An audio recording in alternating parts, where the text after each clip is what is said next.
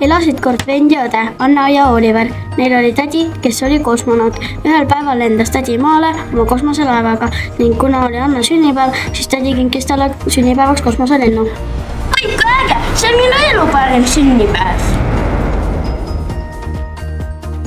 Kosmoserändurid jõudsid Kuule. Oi, kui lähe läheb! Ma lähen piilun natukene. Laev lendas minema. Õnneks tuli tagasi. Seal oli nii hirmus. Mine puhka natuke. Lähen vaatan, mis seal hirmsat oli.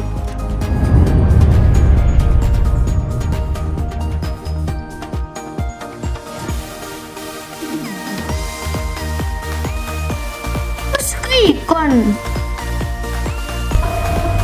Oh, kes seal magab? Röövin ta ära. Ha, ha, ha.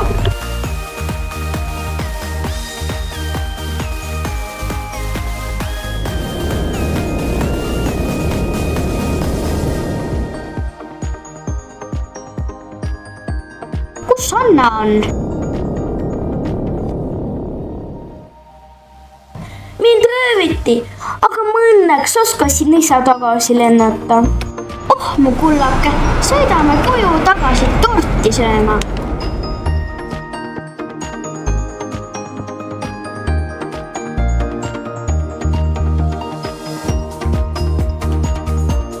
Palju õnne, Anna! Jee!